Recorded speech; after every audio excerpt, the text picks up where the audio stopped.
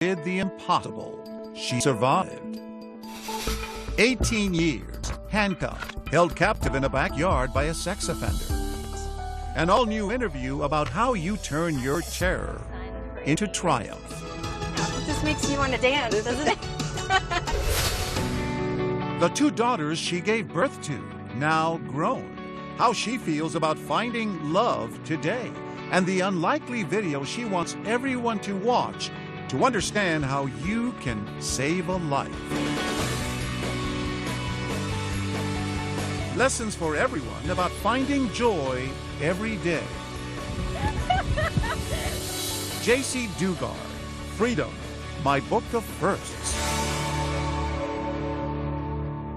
Welcome to a special 2-hour edition of 2020 on ID. I'm John Quinones. It's a story of survival that stunned the nation. J.C. Lee Dugard was just 11 years old when she was kidnapped by a sex offender and held prisoner for 18 years. In 2011, 2 years after she was finally rescued, J.C. sat down with Diane Sawyer. She had written a book, A Stolen Life, that recounted in stark detail what she had endured during her captivity. Then, 5 years later, the two met again. J.C. had a new message, told in Freedom, My Book of Firsts. It was a call to action and a lesson in meeting each new day with hope. On any given day in America, you could be walking by someone whose story could change your life. See your next move. A young woman who seems to be in an ordinary, happy day. You pass by, no idea what she's endured. No idea that she was once a little girl taken captive by a sex offender, held prisoner for 18 years, surviving his rages, his abuse, giving birth to 2 children in a hidden backyard. This was J.C. Lee Dugard when her childhood was stolen. This was J.C. Lee Dugard 5 years ago when she talked to me after her rescue. My world changed in an instant. And this is J.C. Lee Dugard today.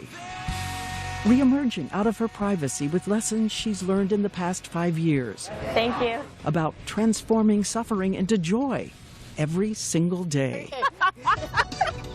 Oh, this is my favorite. An unexpected masterclass in resilience and renewal from someone who had to learn life's toughest lessons at age 11.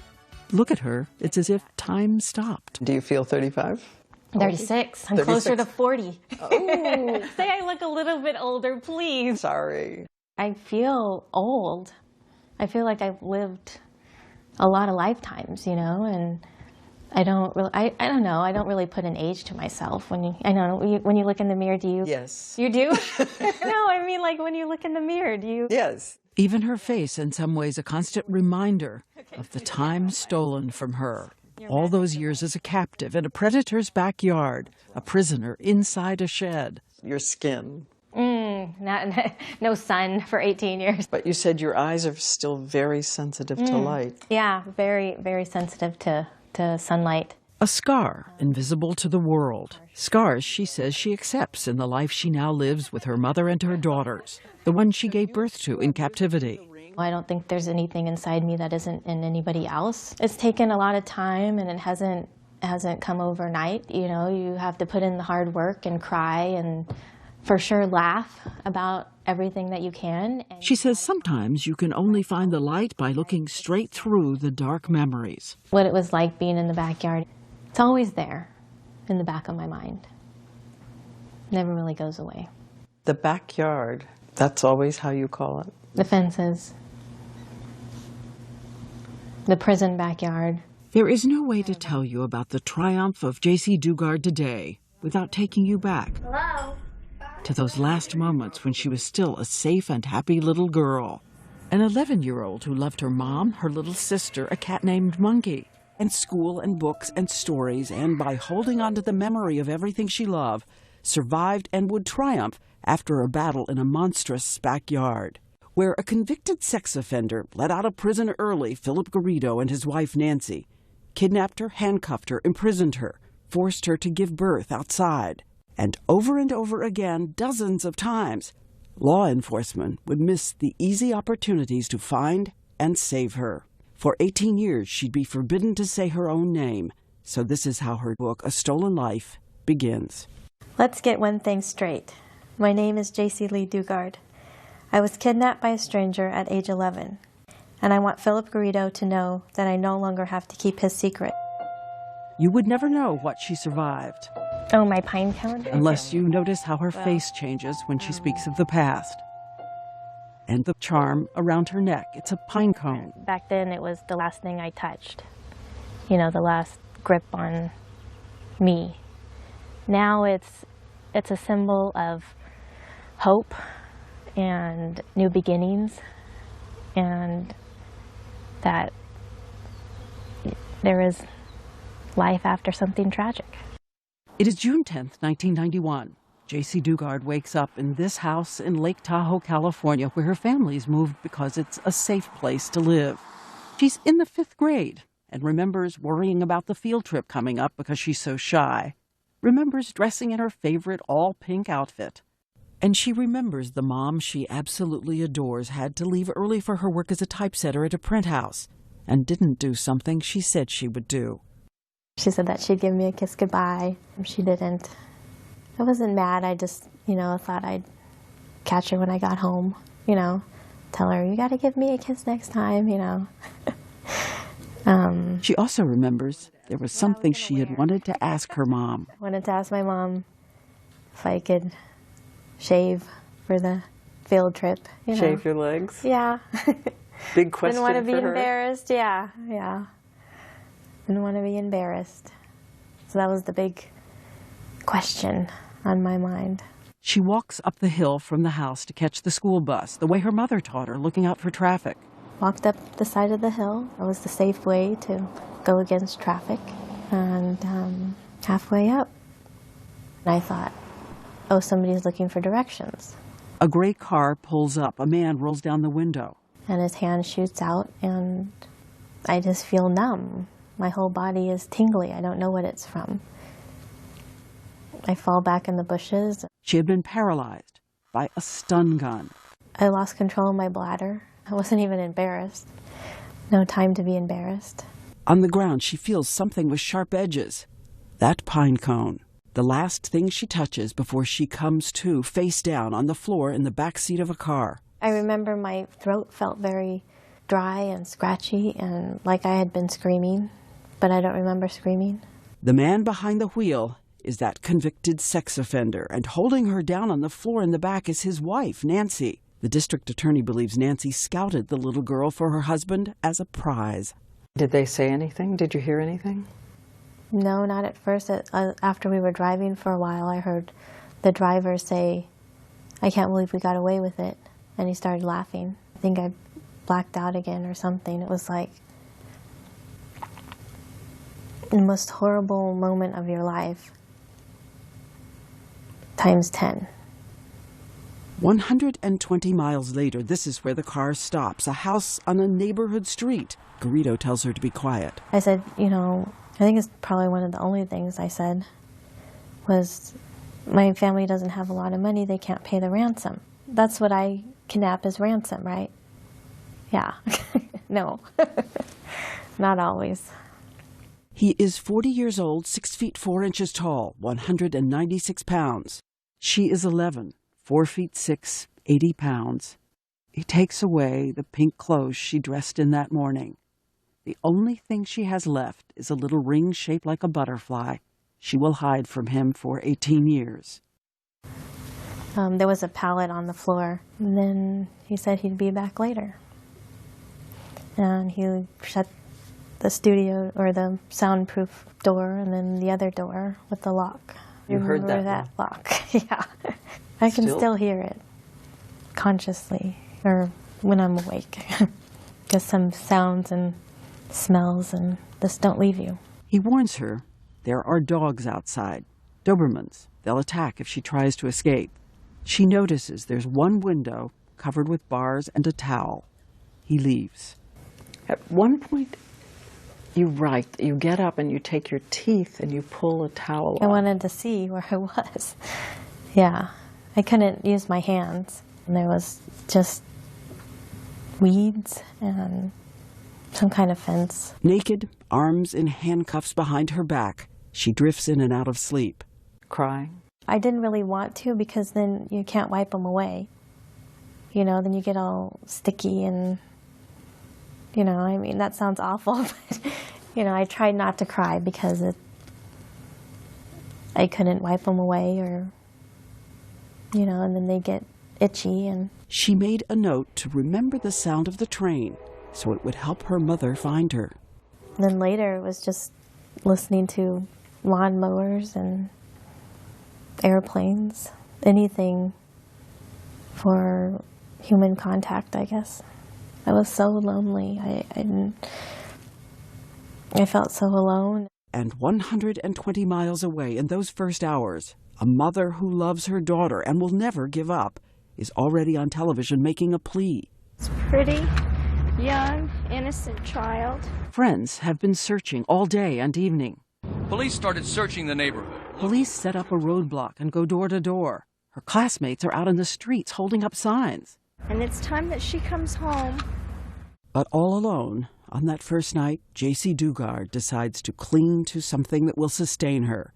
The moonlight streaming through the towel reminds her of her mother and gets her through the night. We would always sit on the porch and we would debate whether the full moon or the crescent moon was the better moon. I always liked the full moon and she liked the crescent. And just always made me think of her. Do you remember the song you and your mom sang? Looking at the moon? Hi, you are the moon. How does it go? I forget. I love the moon and the moon Sees me. I see the moon and the moon sees me. God bless the moon and God bless me.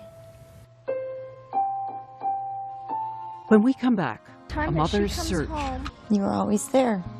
You never left me. Parole officers, doctors who miss what is in front of them.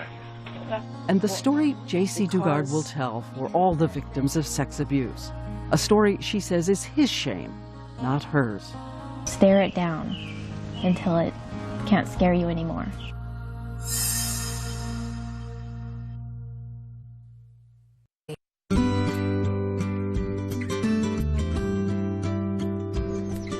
We meet up with J.C. Dugard at a ranch near her house. For the past 5 years, she's been coming here. It's a kind of unexpected training ground for building independence. There's a riot of animals of all kinds. And then down here is the barn. There are even miniature horses. Good girl. Aurora is a speed freak. After all the obedience and forced submission for 18 years, she has had to learn the basics of becoming herself, how you make choices, and the ordinary interactions of buying something in a store. You want to see Darwin? No, thank you. Thank you. You too. And what about going out in crowds? That's easier. I prefer not crowds. Still. Yeah. She says the hardest thing to conquer is the terror embedded inside you, for instance, of strangers and what strangers can do. Okay. This is Philip Garrido. In a video obtained by ABC News, he is singing one of the songs he wrote. He told everyone he was a musical genius on the verge of a big break.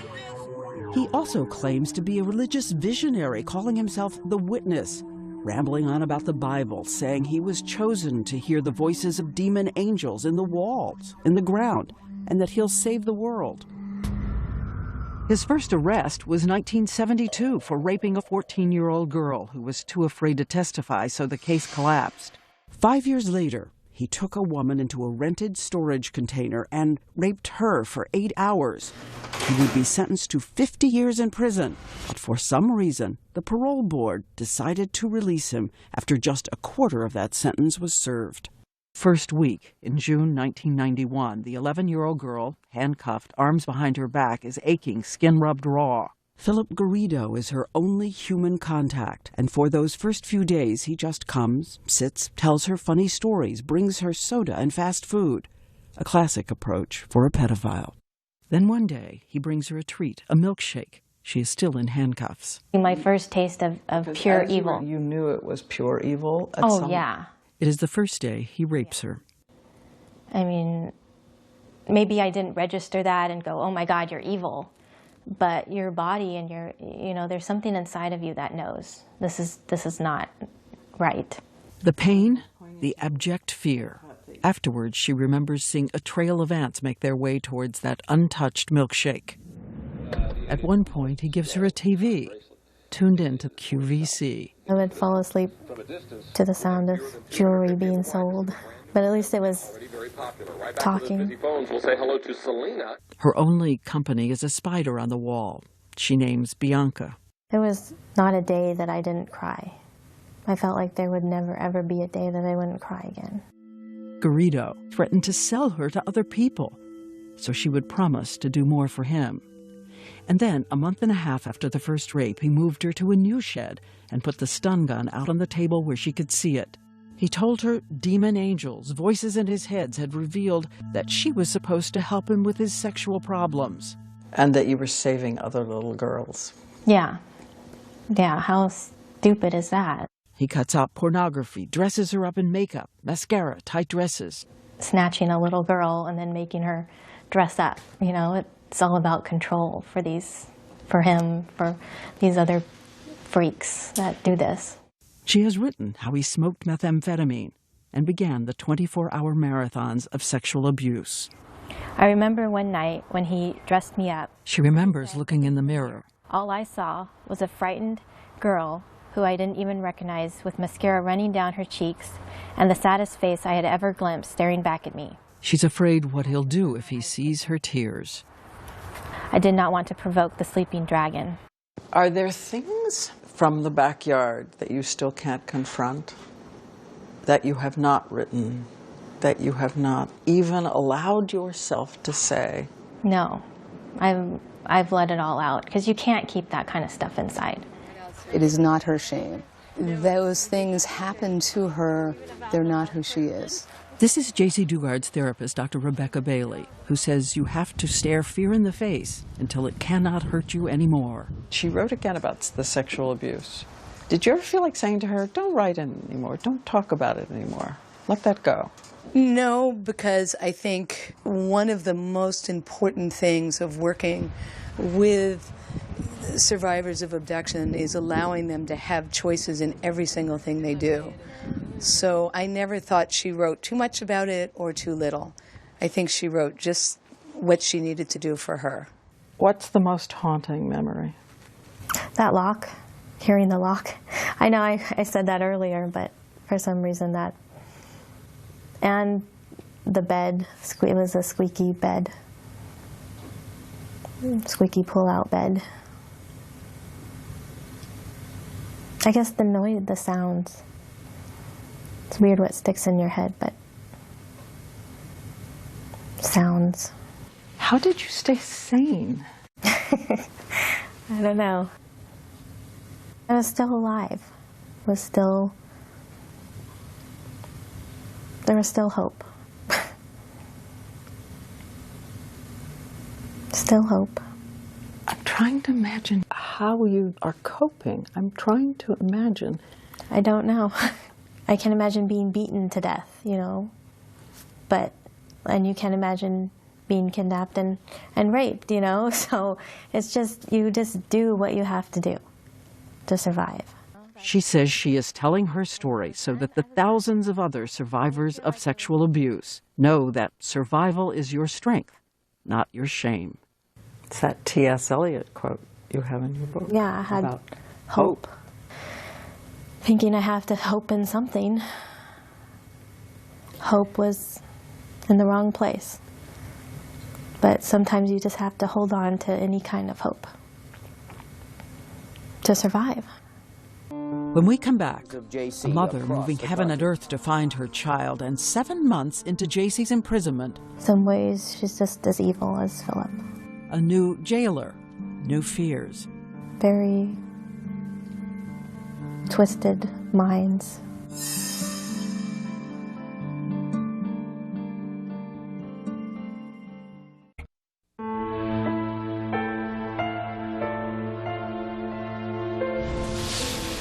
As we said, for 7 months, the only human being J.C. Dugard would see was the man who was coming to rape her. Back home, that field trip she had worried about was long over. Back home, her 5th grade classmates have now graduated elementary school. Her mom is raising her little sister, feeding Monkey the cat, and asking everyone to keep searching and believing JC will return. She is coming home. That gives me a lot of hope, a lot of optimism. Somebody's, feeding me dreams for a reason. And by the way, her biological father had left the family, was never in JC's life. There was a stepfather, but JC was not close to him. 2 hours away, JC is now being moved back and forth from the soundproof room to the larger room where she's handcuffed to the bed. Her only company, a spider, she names Bianca. Then one day, 7 months in, Garrido says there is someone he wants her to meet and he wants them to be friends. She enters the picture. Yes. Nancy. Nancy Garrido is his wife. They had met in a visiting room at Leavenworth Prison. He, a prisoner there, she visiting her uncle. She, a Jehovah's Witness. He talked to her about the Bible. She became his partner in the hunt for little girls. She was the other person in the car that day, the one who pinned J.C. Dugard to the floor after the two of them had stun-gunned and grabbed her. Now, when she first walks in, she brings a purple bear. In days to come, a Barbie doll, chocolate milk. I was so lonely. I craved any kind of attention. I wanted her to like me. Because? Because I felt like if she doesn't like me, then I'm going to get in trouble. J.C. remembers using the cartons from the chocolate milk to try to make furniture for her Barbie. Nancy starts bringing me meals. There's a TV over there, so I could watch TV as long as it was low. She told you she was sorry what they had done to you? Mm-hmm. She told me that she cried too. In some ways, she's just as manipulative because she would cry and say, I can't believe that he did this. I wish he would have got a headache that morning that he took you. And she knew everything. Yeah, she knew everything. Everything. What makes somebody do that in the first place? Take somebody else's child just to satisfy your husband. I don't know, she's just as evil as Philip. Very twisted minds. Twisted. Okay. Does it say record still? Yes. Good. And remember the video of Philip Garrido playing his guitar? In fact, he is at a children's playground. His wife Nancy is holding the camera and will furtively move it off him away to gather pictures of little girls. You got me real good? Yes. I can see you really good. And don't forget, he is a convicted sex offender supposed to be monitored by law enforcement, at times even tracked by an ankle bracelet. As we said later, we will go to law enforcement and seek answers. When they are arrested, Nancy Garrido will also be charged with kidnapping and rape by force. We remember a moment from the courtroom. Philip Garrido, Nancy Garrido, in a jury box separated by their lawyers. And suddenly he looks at her and mouths the words, I love you. And like her husband, Nancy Garrido will use manipulation on their 11-year-old prisoner, alternating motherly concern with coldness and cruelty.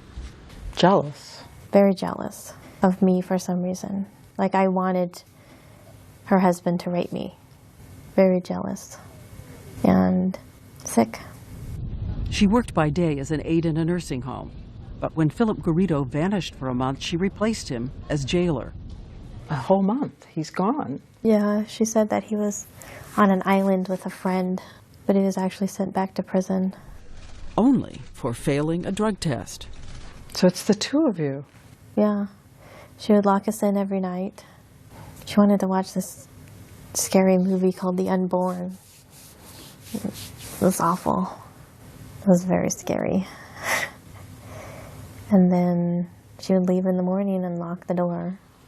And the two of them also worked together to use JC's love of animals to manipulate the little girl, giving her kittens that would then mysteriously vanish.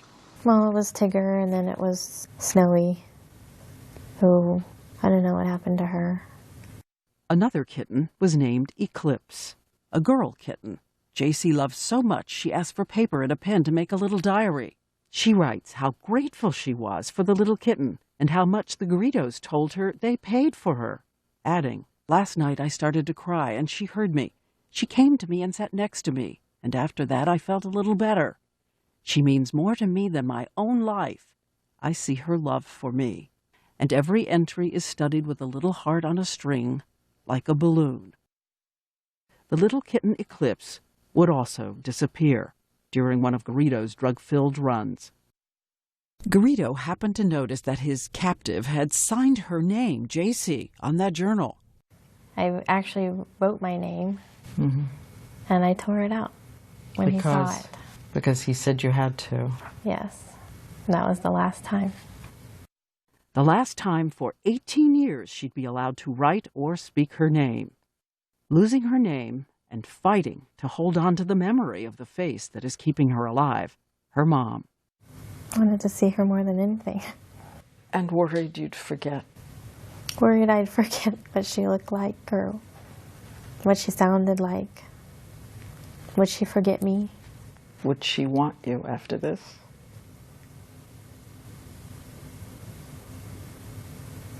Yep.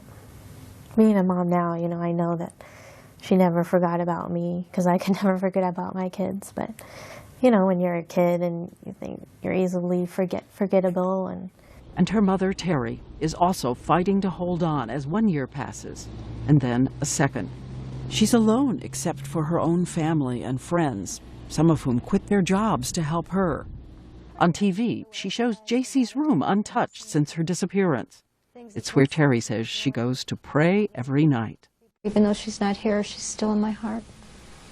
And when 34 months have passed, 1,029 days since JC Dugard was kidnapped, sometimes the handcuffs would come off. Do you remember the day you weren't handcuffed anymore? I don't remember the exact day. Just all of I don't know if it was all of a sudden. It was over time. But she would still always be locked in a bolted room. One night, the Garridos are with her. They are watching the 10 Commandments on TV. For the first time, they bring her cooked food, corned beef and cabbage.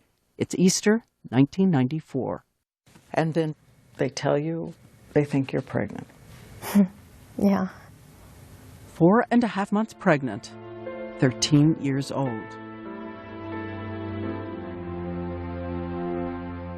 When we come back, JC recounts the ordeal of giving birth. You're in labor and there's nobody there. Just scared. It was terrible pain. Didn't know what was going on. And a new fear. He held her in a chair and prayed that he would never hurt her. Stay with us.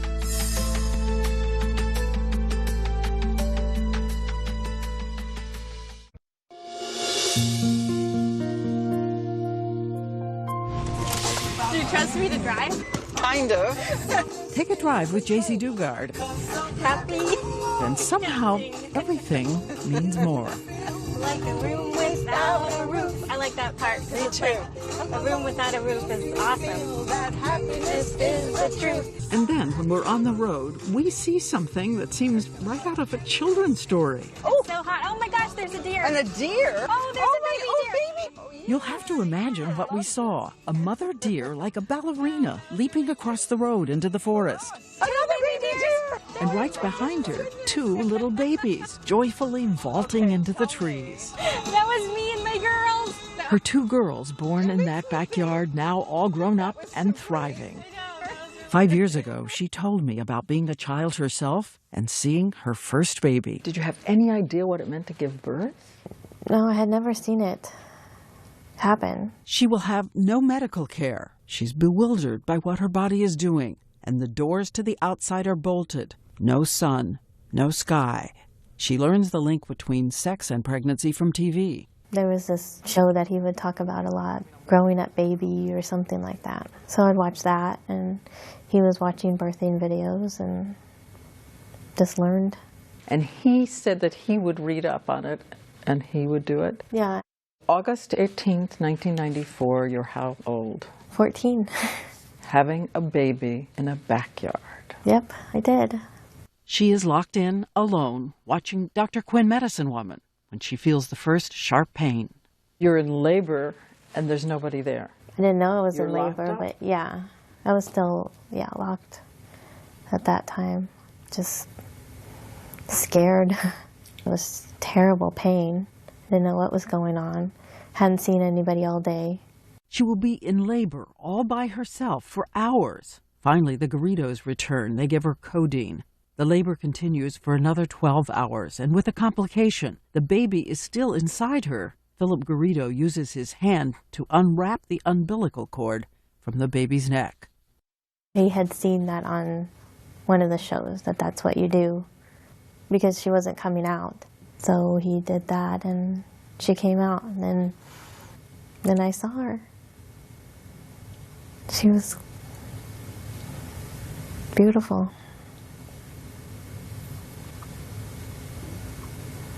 I felt like I wasn't alone anymore. Had somebody that was mine. I wasn't alone. And I knew I could never let anything happen to her. I didn't know how I was going to do that, but I did. And when Garrido takes the baby, he held her in a chair and prayed that he would never hurt her. Was it your terror? Yeah.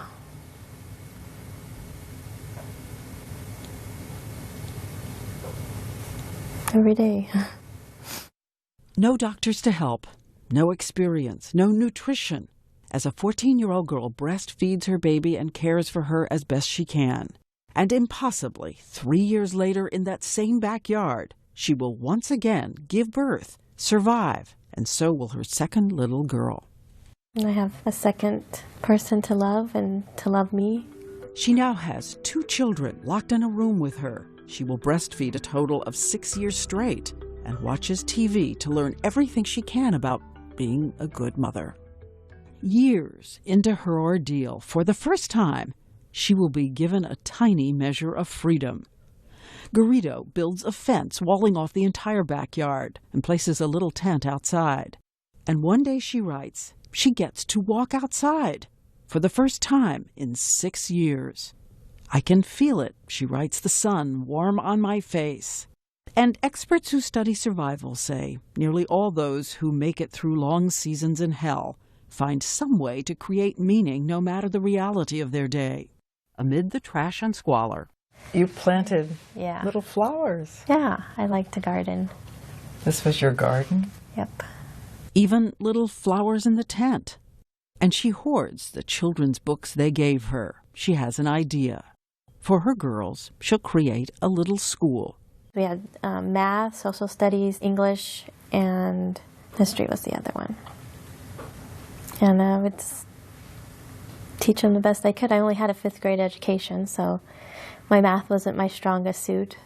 In a secret act of defiance, she saves little scraps of paper and begins writing a journal she manages to hide from him. Sometimes it still sounds like a child. I would live in my own world, and I would have superpowers, like the power to heal people and animals. Sometimes she wonders if out in the world there could be a soulmate for her. The physical abuse was all I knew. But things that I saw on television were so different. And, I don't know. Look at this. I would search the world for the top teachers if I could get out of here, and psychologists and doctors. And I would organize, and we would open a free clinic for homeless people to come and interact with animals. Time on my hands to think about things I would do. Her daily life is dependency, isolation, drowning in his manipulation and control.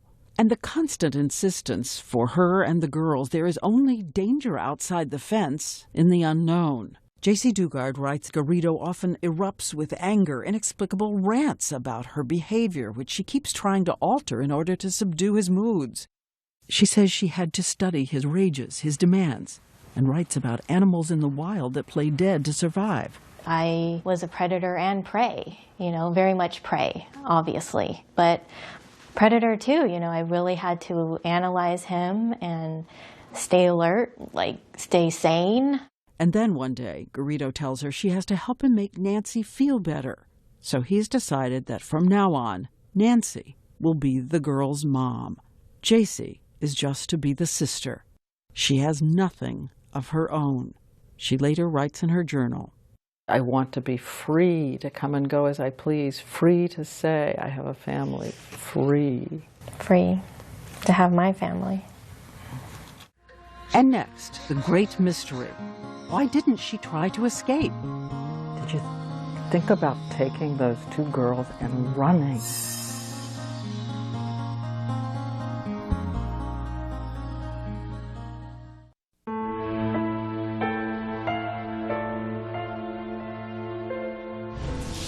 For 18 years, J.C. Dugard was held prisoner by Philip Garrido and his wife. But as you're about to see, sometimes she was hiding in plain sight. And after her release, questions would linger. Why had authorities not found J.C.? And why was she unable to help herself? Once again, here's Diane Sawyer. Why is this door blocked? You're looking at a home movie the Garridos made of a parole officer going through their house. One of the 60 regular visits parole officers will make to check up on a sex offender. The voice you hear is Nancy Garrido taunting the officer. What does a parole agent do for his parolee? Ma'am, you can come in office and we'll discuss that. As the parole officer fails to find J.C. Dugard 30 feet away. On another occasion, Garrido actually lets her into the house. She even has a casual exchange with a parole officer, not daring to say who she was. I actually talked to one of the agents, and the agent proceeded to give Philip his urine test and left. Just made me feel like didn't really care. A neighbor called 911 once and said she had seen girls in his yard. Nothing was done.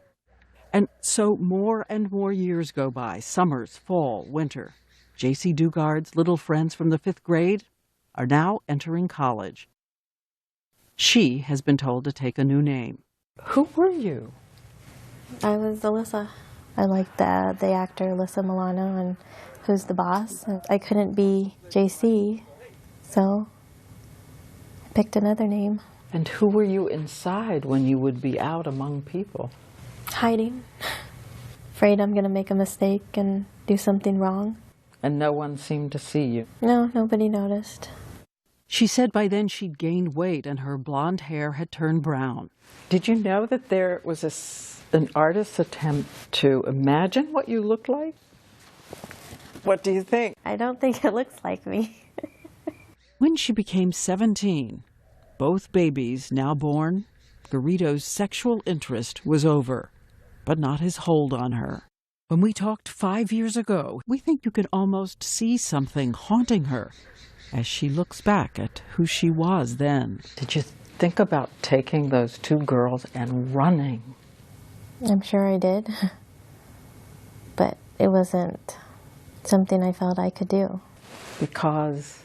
The situation felt like it wasn't an option. I don't know how else to explain it. There was no leaving. What would it have taken for you to believe you could leave? I've asked myself that question many times. The mind manipulation, plus the physical abuse I suffered in the beginning. There was no leaving. Maybe if one of the girls were being hurt. And everyone who thinks that maternal impulse would just scoop them up to run doesn't... They were safe. I was being told that the outside world was dangerous. I couldn't ironically enough, filled with rapists and pedophiles. Yes, and pedophiles. I couldn't protect them out there.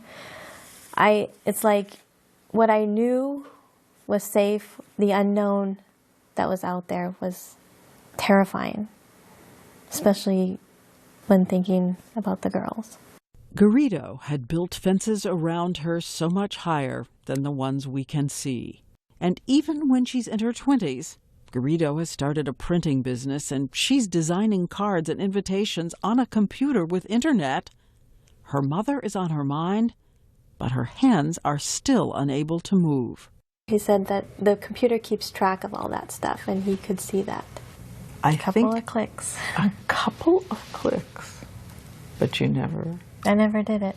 Something always held me back. It was like I still had those handcuffs on. Which brings us to one of the great mysteries of human behavior. What was the psychological stun gun that paralyzed her action, even when the doors were unlocked? Classic.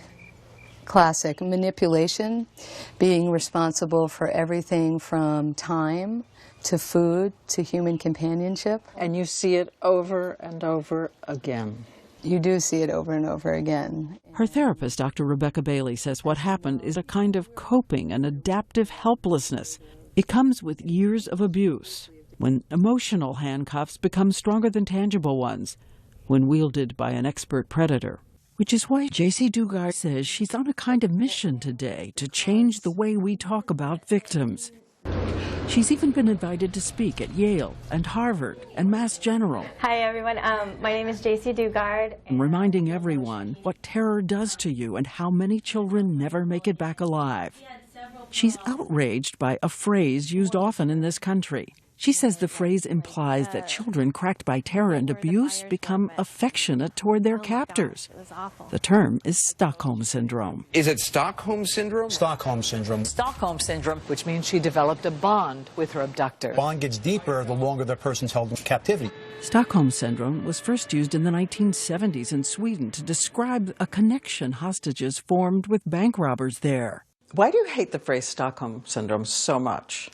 Well, it's degrading. Having my family believe that I was in love with this captor and wanted to stay with him. I mean, that is so far from the truth that it makes me want to throw up. You know, it's disgusting. I adapted to survive my circumstances. There's just no other way to put it.